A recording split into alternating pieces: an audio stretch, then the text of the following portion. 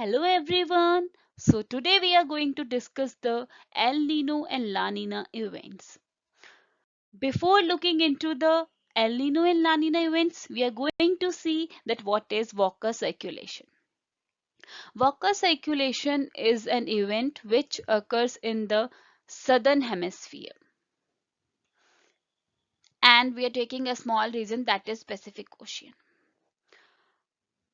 So as we know that we have trade winds which are easterlies in the 0 to 30-degree latitudes. So the direction of these trade winds would be this, towards the western direction. This is the western part of our Pacific Ocean and this is the eastern part of the Pacific Ocean. Now, as this part would have warm water, this warm water would be taken away by these trade winds, these easterly trade winds towards the western part of the Pacific Ocean.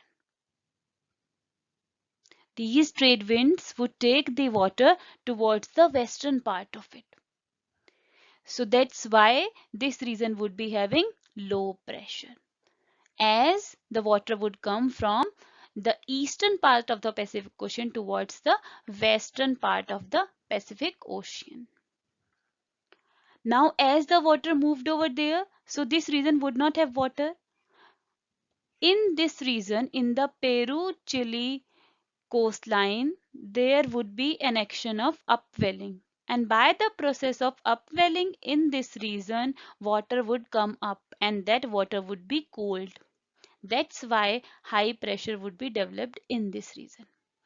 And the cycle or the Walker circulation will be in this way, that this region is of low pressure, the wind would rise from this point and the circulation would be this way. This region is of high pressure, then winds would come down, and at the surface movement is from high pressure to low pressure. This is how the Walker circulation will work.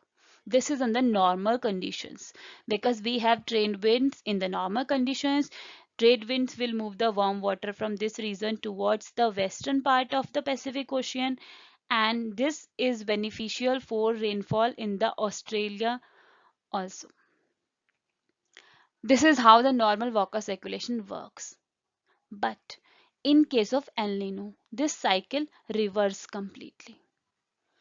As now the regions of the Peru and Chile coastline would not have warm water to transport to the other regions, to transport to the western part of Pacific Ocean. Due to which now the Peru-Chile region will have low pressure and this region would have high pressure. This Australian continent would have high pressure, due to which now air rise would be from this side, and in the upper troposphere wind would have this direction. Low pressure wind would rise from the Peru region. And at the surface we are going to see that from the Australian continent side the winds would be moving towards the Peru-Chile side, due to which a very high rainfall is seen in the region of South American coastline regions, and due to which there will be no upwelling in the region of Peru and Chile. That's why the fishing loss would be there also. But in case of La Nina condition, the event which we are already seeing, the Walker circulation, it get more intense. It get more intensified, due to which very heavy rainfall is observed in the region of Australian continent.